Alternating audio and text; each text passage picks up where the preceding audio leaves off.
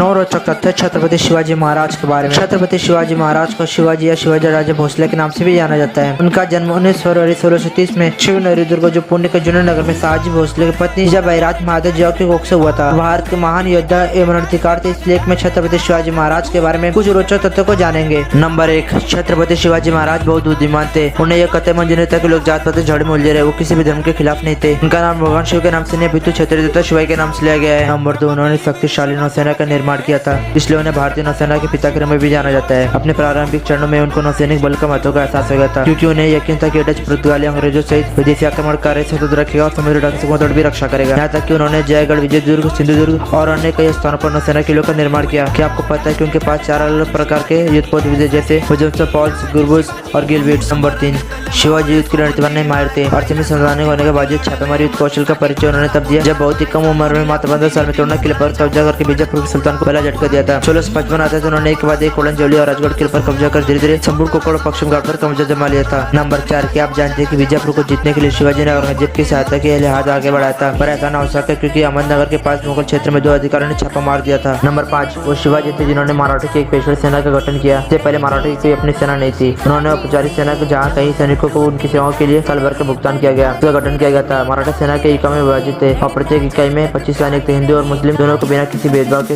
सेना में था। 6 महिलाओं के सामान्य गठन समर्थक थे। शिवाजी ने महिलाओं के खिलाफ दृढ़ता से पूर्व हिंसा प्रदर्शन का विरोध किया था। उन्होंने सैनिकों को सख्त निर्देश देते छापा मारते वक्त किसी महिला को नुकसान नहीं पहुंचना चाहिए। यहाँ तक कि अगर कोई भी सेना में महिलाओं के अधिकारों को उल्लंघन करते हुए पकड़ा गया तो उसे गंभीर रूप से दंडित किया जाएगा।